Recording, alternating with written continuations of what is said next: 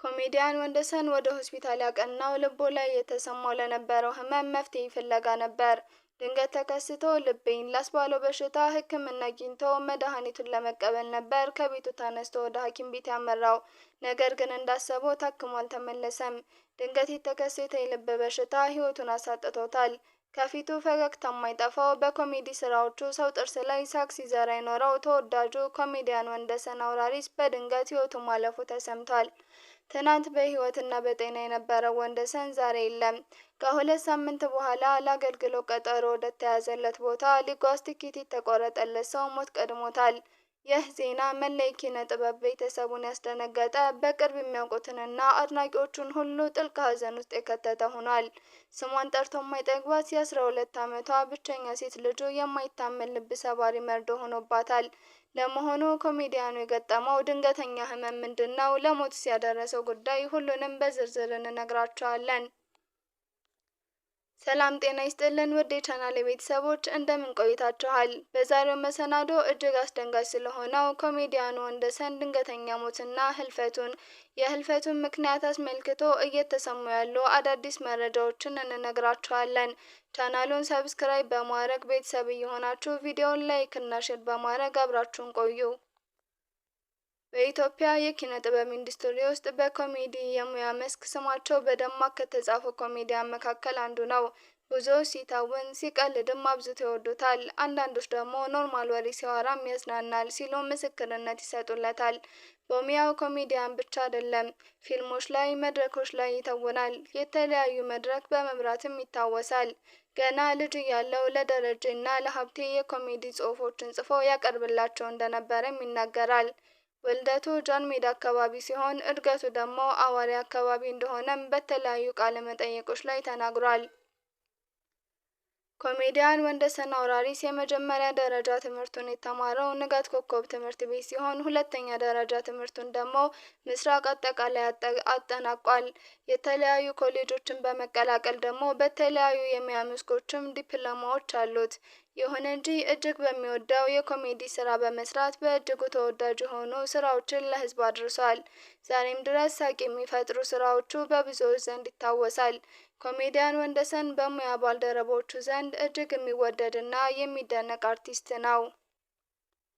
በኢትዮጵያ የኮሜዲ ኢንዱስትሪ ላይ እንደ ስራቸው ብዙ ካልተዘመረላቸው አንዱ የሆነው ኮሜዲያን ወንደሰን አውራሪስ በቅርቡ በተለያዩ ስራዎቹ ላይ የተሳተፈ መሆኑን መረጃዎች እየወጡ ነበር። ከሚታወቅበት የኮሜዲ ስራ ባለፈም ከቀናት በፊት በሐዋሳ ከተማ ሲካሄድ በነበረው ሃይማኖታዊ አገልግሎት ላይ ሲሳተፍ ቆይቷል። ትናንት ማለዳ የተሰማው ዜና ግን እጅግ አስደንጋጭና የማይታመን ሆኗል። ወንደሰን ባጋጠመው ድንገተኛ የልብ ህመም ምክንያት ማረፉ ተሰምቷል። ድንገተኛ ሞቱ መላ ህዝቡን ያስደነገጠ ሲሆን የሞቱ መንስኤ መነጋገሪያ ሆኗል። በዚህ 2 ቀናት ውስጥ ህመም እየተሰማው ስለነበር ቼክአፕ ለማድረግ ወደ ሆስፒታል ባቀናበት ሁኔታ ህይወቱ ማለፉም ተናግሯል። ልቤን ብሎ ወደ ሐኪም ቤት ያመራው ወንደሰን ሌሊቱን ሙሉ ሕክምና እየወሰደ ቆይቶ ከአንድም 2 ጊዜ አስቸጋሪ ደረጃ ላይ ሆኖ በተሰጠው ሕክምና እርዳታ ህይወቱን ለመታደግ ጥረት ተደርጓል። ነገር ግን በስተመጨረሻ ህይወቱ እንዳለፈች ከቅርብ ሰዎች የወጡ መረጃዎች ገልጸዋል። የሟሟቱ ትክክለኛ መንስኤ ለማረጋገጥም የአስክሬን ምርመራ ለማድረግ አስክሬኑ ወደ ሚኒሊክ ሆስፒታል መወሰዱ ተሰምቷል። እጅግ በሚያሳዝን ሁኔታ ለትልቅ የፊልም ስራ እየተዘጋጀ የነበረ ሲሆን ከቀናት በፊት ትንሽ የሚባል የልብ ህመም አጋጥሞት የነበረ ቢሆንም እንደዚህ ግን ለሞት የሚያበቃ እንዳልነበር የቅርብ ወዳጆቹ ያሳወቁ ሲሆን ቅዳሜ ቀን ግን ከባድ የሚባል ህመም ሲያጋጥመው ወደ ሆስፒታል አቅንቶ የሕክምና እርዳታ እየተደረገለት ቢቆይም ልቤን አመመኝ ብሎ ላይመለስ ይችን ዓለም ተሰናብቷት ሄዷል። ባለትዳርና የአንዲት ሴት ልጅ አባት ነው። ባደረጋቸው ቃለ መጠይቆች ሁሉ ካፉ የማይለያት ልጁ የምትወደው አባቷን ቼክ አድርጌ እመጣለሁ ብሎ በወጣበት እንደቀረ ስትሰማ ምን አይነት ሀዘን እንደሚሰማት መገመት አይከብድም።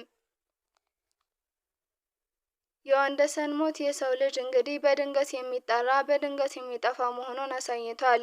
ከህልፈቱ መሰማት በኋላ በርካቶች ሀዘናቸውን እየገለጹ ሲሆን ኮሜዲያን በረከት ፍልፍሉ ወንደሰን ሆስፒታል ሆኖ ደውሎለት እንደነበር ገልጾ ልቡ ደም መርጨት አቁሟል መባሉን እንደነገረው ገልጾ ንጋቱን ግን እንደሞተ መስማቱን በከበደ ሐዘን ውስጥ ሆኖ ተናግሯል።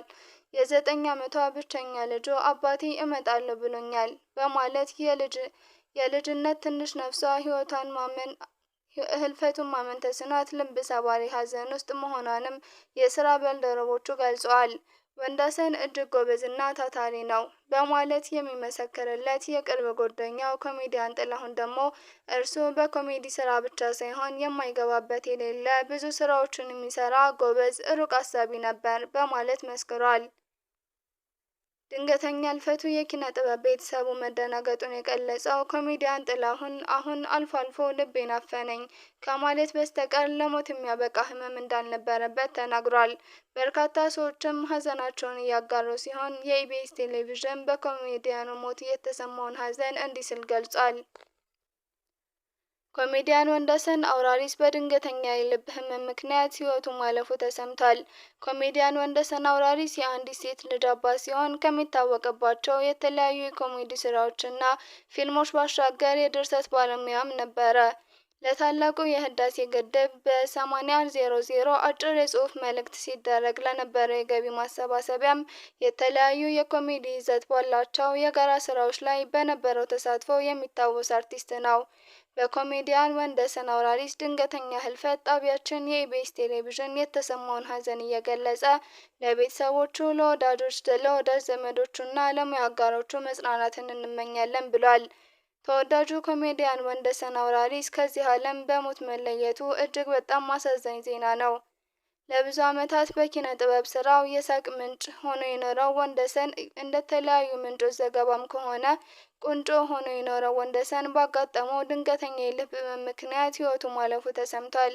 ቀና እና ትሁት የነበረው ወንደሰን ማረፉ ከልብ ያሳዝናል። ለቤተሰቦቹ፣ ለጓደኞቹ፣ ለአድናቂዎቹ መጽናናትን እመኛለሁ ሲል ሀሳቡን ያሰፈረው ደግሞ ታምራት አሰፋ ነው። ውድ የቻናሌ ቤተሰቦች በኮሜዲያን ወንደሰን ድንገተኛ ህልፈት የተሰማንን ሀዘን እየገለጽን እኛም በቻናላችን ስም ለቤተሰብ፣ ለወዳጅ ዘመድ እንደዚሁም ደግሞ ለአድናቂዎቹ መጽናናትን እንመኛለን። ፈጣሪ ከድንገተኛ ሞት ይሰውረን።